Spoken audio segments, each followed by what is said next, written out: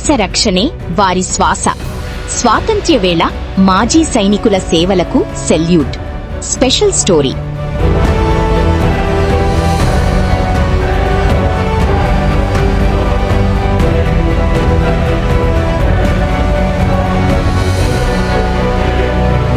దేశం కోసం పోరాడిన ఆ వీర సైనికులు నేడు మన మధ్య లేకపోయినా వారి త్యాగాల జ్ఞాపకాలు మాత్రం ఇంకా సజీవంగానే ఉన్నాయి.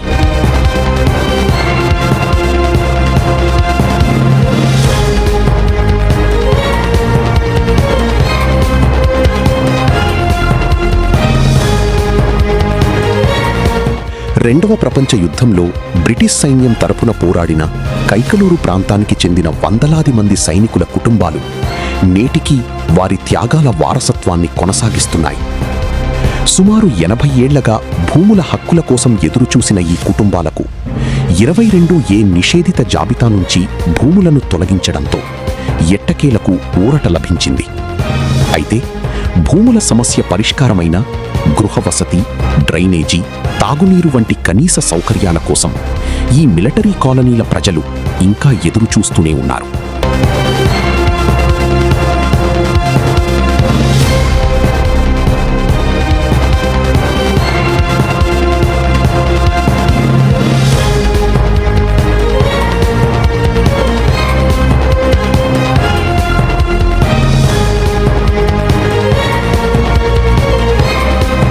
కైకలూరు నియోజకవర్గంలోని కలిదిండి, లోడిదిలంక, సంతోషపురం ఇవి సాధారణ గ్రామాలు కావు.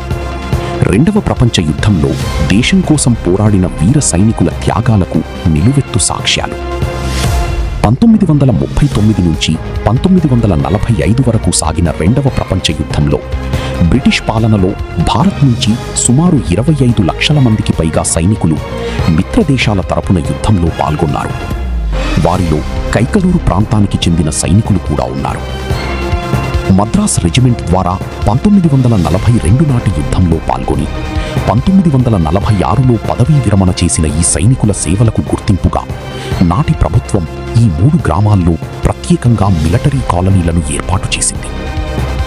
సుమారు 500 మందికి పైగా సైనికులు యుద్ధంలో పాల్గొనగా వివిధ కారణాలతో కొంతమంది తమ సొంత ప్రాంతాలకు వెళ్లిపోయారు. మిగిలిన 307 మంది మాజీ సైనికులకు ప్రభుత్వం సుమారు 1899 ఎకరాల భూమిని కేటాయించింది. వ్యవసాయ భూములు, ఆకుమళ్ల భూములు, ఇళ్ల స్థలాలు ఇలా ప్రతి కుటుంబానికి జీవనాధారం కల్పించేలా భూములను అందించింది. అంతేకాదు, వ్యవసాయం చేసుకునేందుకు అవసరమైన పనిముట్లను కూడా అప్పటి ప్రభుత్వం అందించింది. 1961లో సొసైటీ సభ్యులు తమ సొంత నిధులతో మరో 48 ఎకరాలకు పైగా పట్టా భూమిని కొనుగోలు చేశారు. నాడు వందలాది కుటుంబాలతో ప్రారంభమైన ఈ మిలిటరీ కాలనీల ప్రస్థానం నేడు 3వ తరానికి చేరింది. దాదాపు 3000 మందికి పైగా జనాభా ఈ ప్రాంతాల్లో నివసిస్తోంది. కొంతమంది వారసులు సైన్యంలో చేరి దేశసేవను కొనసాగించగా మరికొంతమంది వ్యవసాయాన్ని జీవనాధారంగా చేసుకున్నారు. అయితే ప్రభుత్వం భూములు కేటాయించినప్పటికీ దశాబ్దాలుగా వాటిపై పూర్తి హక్కులు లేకపోవడంతో ఈ కుటుంబాలు ఎన్నో ఇబ్బందులు ఎదుర్కొన్నారు. భూములను క్రయ విక్రయాలు చేసుకోలేక, తమ సొంత అవసరాలకు ఉపయోగించుకోలేక తీవ్ర ఆవేదనకు గురయ్యారు. ఎట్టకీలకు సుమారు 80 ఏళ్ల సుదీర్ఘ నిరీక్షణకు తెరపడింది. ఈ భూములను 22A నిషేధిత జాబితా నుంచి తొలగించడంతో మాజీ సైనికుల కుటుంబాల్లో ఆనందం వెల్లివిరసింది. తమ తండ్రులు దేశం కోసం పోరాడారని, ఇప్పుడు తమకు ప్రభుత్వం ఇచ్చిన ఈ నిర్ణయం మరో గౌరవంగా భావిస్తున్నామని కుటుంబ సభ్యులు చెబుతున్నారు.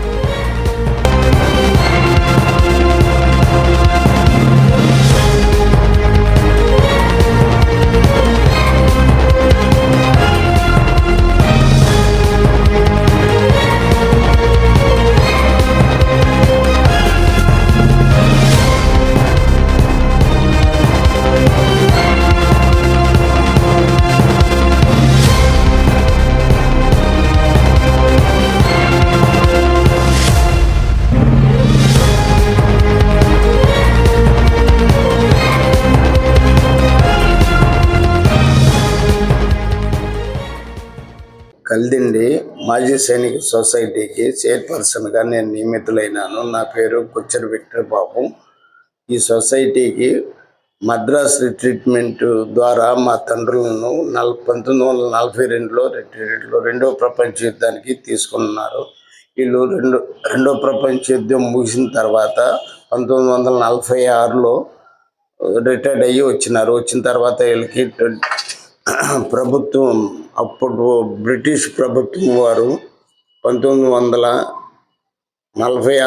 16/7/46లో GOMS 35 కింద 1899 ఎకరాలు 307కి కేటాయించినారు. దాంట్లో వ్యవసాయ భూమి 1756 ఎకరాల 34 సెంట్లు, ఆకుమళ్ళ భూమి 34 ఎకరాల 38 సెంట్లు, ఇళ్ల స్థలాల నిమిత్తంగా 108 ఎకరాల 28 సెంట్లు, మొత్తం వెరసి 1899 ఎకరాలు. 29/4/61లో ఇక్కడ సొంత డబ్బులతో, సొసైటీ సభ్యుల సొంత డబ్బులతో 58 సెంట్లు భూమిని, పట్టా భూమిని కొనుగోలు జరిగినది.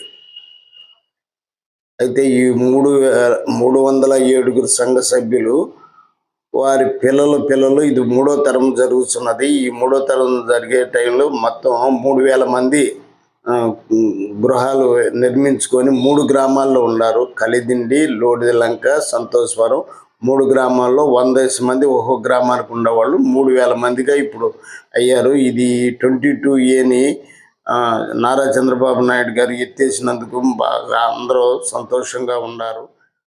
కలిదిండి గ్రామం అండి. నా పేరు సయ్యద్ హుసేన్ అండి. మా నాన్నగారు సయ్యద్ ఇస్మాయిల్.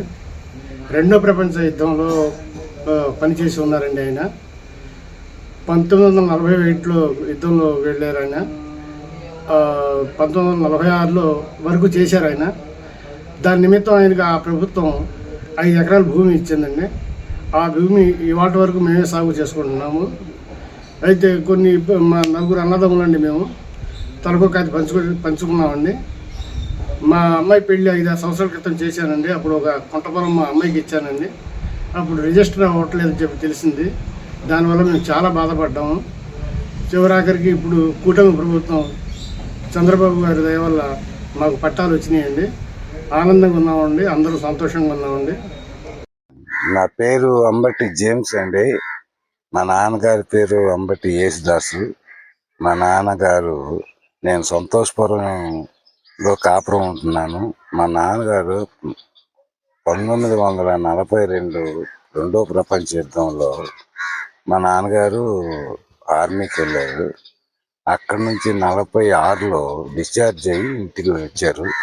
ఇంటికి వచ్చినాక బ్రిటిష్ ప్రభుత్వం వారు మాకు 5 ఎకరాల భూమిని ఇచ్చి ఉన్నారు.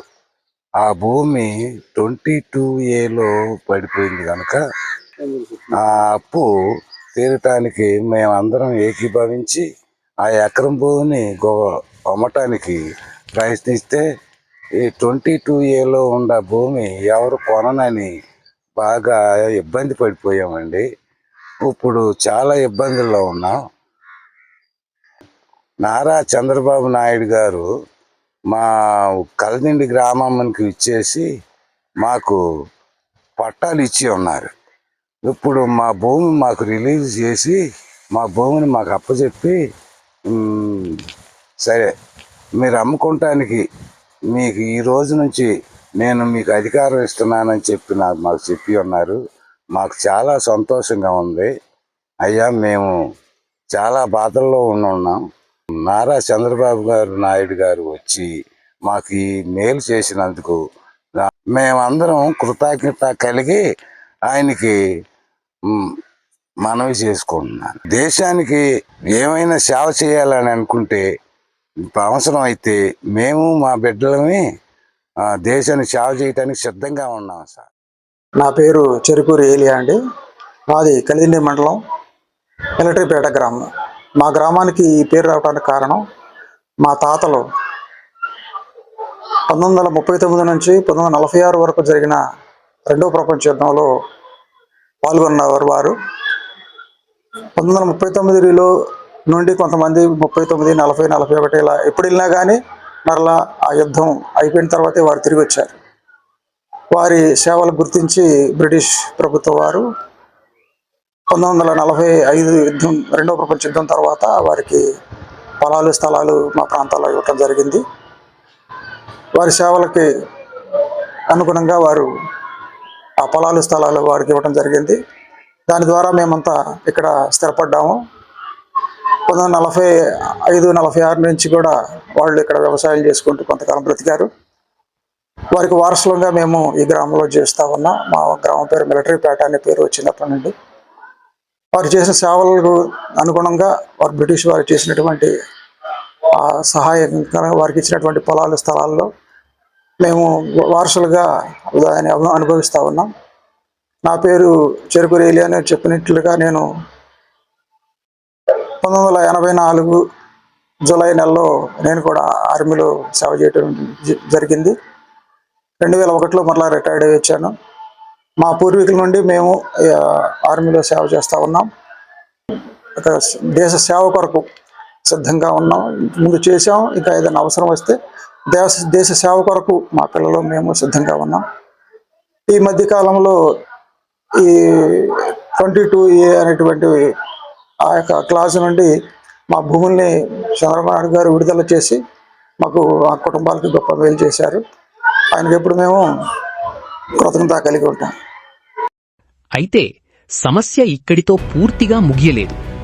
ఇప్పటికీ ఈ మిలిటరీ కాలనీల్లో సరైన గృహవసతి లేదు, డ్రైనేజీ వ్యవస్థ సక్రమంగా లేదు, తాగునీటి సమస్య కూడా ప్రజలను వేధిస్తోంది. దేశం కోసం ప్రాణాలను సైతం లెక్క చెయ్యకుండా పోరాడిన వీర సైనికుల వారసులు నేడు కనీస వసతుల కోసం ఎదురుచూడాల్సి రావడం ఆవేదన కలిగించే విషయం. యూనిఫాం వీడినా దేశసేవను మాత్రం వీడని ఆ వీరుల కథ ఇది. వారి త్యాగాలకు గుర్తుగా నిలిచిన ఈ మిలిటరీ కాలనీలు కేవలం నివాస ప్రాంతాలు కాదు, చరిత్రకు సజీవ సాక్ష్యాలు. రెండవ ప్రపంచ యుద్ధపు చివరి సజీవ జ్ఞాపకాలు కనుమరుగవుతున్న వేళ వారి త్యాగాలను భద్రపరచడం, వారి వారసుల సంక్షేమాన్ని చూడటం మనందరి బాధ్యత. దేశం కోసం పోరాడిన ఆ వీరులకు స్వాతంత్ర్య దినోత్సవం సందర్భంగా ఇదే మన ఘన నివాళి.